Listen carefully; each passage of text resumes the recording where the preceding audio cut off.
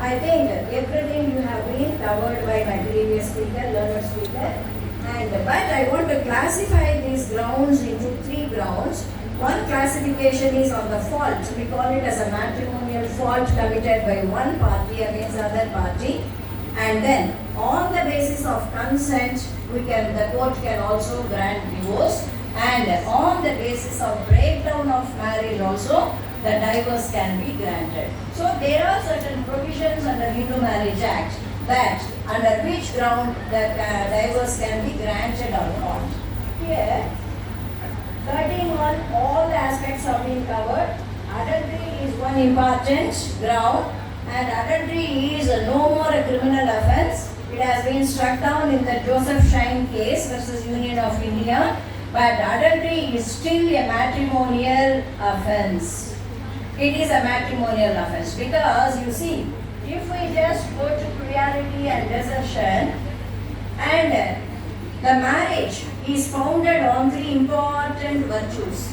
One is loyalty, the second one is love, and the second one is care. Third one is care. If loyalty is lost, that the husband or wife seeking into the extramarital relationship, and that is adultery. And the one difference between criminal law of adultery and this matrimonial offence of adultery is that in criminal law, the man should have the illicit relationship outside the marriage only with a married woman.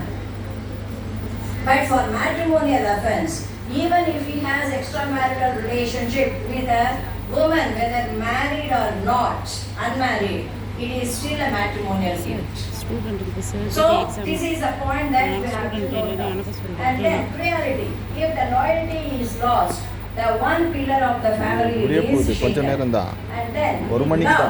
If the love is lost, then it amounts to, it takes the various forms of plurality. 10 minutes. If you want to discuss about plurality, plurality can be of either 10 minutes உட்கார சொல்லுங்க போதும். அது சமோசா கொடுத்து அனுப்பணும். patent or latent, visible or invisible, direct or indirect, and plurality can be of physical and mental. அந்த பக்கம் கொடுங்க. So whatever may be the plurality, the nature of the plurality, it shakes the foundation of the marriage, and on the basis of plurality many cases have been decided, but many cases have been denied the relief because there are many funny incidences.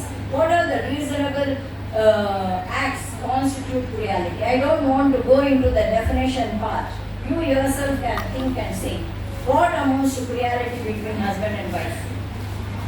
Give me some example. What amounts to plurality between husband and wife? Whether it is husband acting clearly, treating clearly, or the wife treating clearly. It is a gender neutral provisions. 13(1) is gender neutral. Then not remembering wedding anniversary. Yes, not remembering wedding anniversary. Yes. So whether the wife can file a case for divorce, that the husband is forgetfulness of forgetting all the wedding anniversaries, etc. Wife refusing to serve tea for by husband's friends. Removing Mangal Sutra. Not keeping bindi. The husband says she is acting against the cultural norms of our family. Nowadays, Mangal Sutra, the sanctity was attached to Mangal Sutra. It should not be removed. Only with the death of the husband, the Mangal Sutra will be removed. As if a new bond has been created, the ground has been vanished. But now, wearing Mangal Sutra or not wearing Mangal Sutra, whether it is such a serious issue in the present day term, it may be a serious issue for the husband, but for the present day social norms, and it is right to wear or not, it is my neck, I can wear or I need not, or it is safely preserved in the fridge. Cool, let it be cool, let the marriage will cool. So if the Mangal Sutra is kept in the fridge, then the marriage also will be in a cool state. So this is also certain things. There are many cases, funny cases. Okay, so these cases have been decided, and they said these are ordinary wear and tear.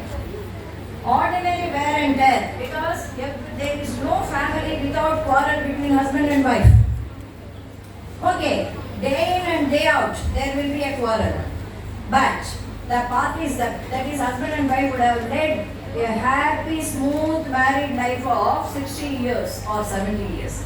If you just inquire or if you just go and ask your grandparents, they will tell all the old stories, how they got married, how their lives were turbulences, but still they were happily continuing with the marriage. Ordinary wear and tear. So the court in one case said, if ordinary wear and tear is taken as a reality, then most of the families would have landed into the court.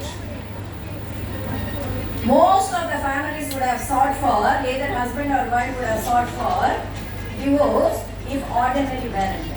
So it is a very tough job for the courts to distinguish between whether it is ordinary wear and tear or it is having a great impact on the mental and physical health of the parties. So reality we can give lectures for hours together on the basis. Dowry demand is a reality. Demand for dowry is a reality. And then if you just go to that is depriving a parenthood. Depriving parenthood is a reality, is a case of reality. So husband wants child, but wife says, I don't want child because my career is important.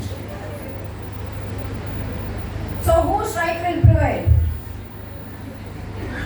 So denying of right of parenthood, that is also an important case of reality. And forcing abortion. If the wife wants to carry the child to its full term, but the husband says, no, not at this time.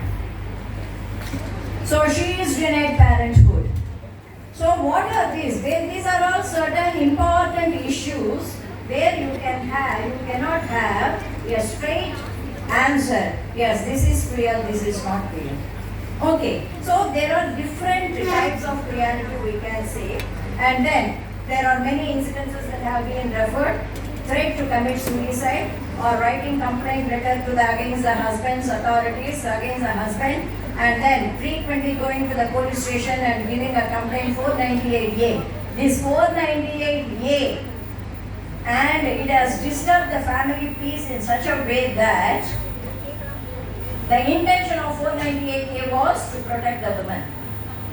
But the misuse of 498A, and recently in May 2024, the Supreme Court has given a suggestion to the Parliament, and the previous 498A has been given a stand of 85, section 85 and 86 of the present Bharatiya Nyaya Sanhita.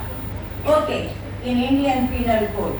They said Parliament should better make a rule that if in case of misuse of 498A, then what is the repercussions for the false allegations given by the wife? It has also given a direction to the police commissioner to instruct all the police authorities that 498A cases, don't jump into the family matter. As soon as you receive a complaint, don't jump into the family matter. You inquire, wherever arrest is required, then you make an arrest. Because 498A has become a tool of legal terrorism. Okay, so these are all the various issues that are linked to the divorce. And then desertion. Desertion for 2 years. Not that in 2020 the wife left the matrimonial home. In 2022 he files a case. Desertion is that where there should be animus deserenti and actus deserenti coexisting together for 2 years.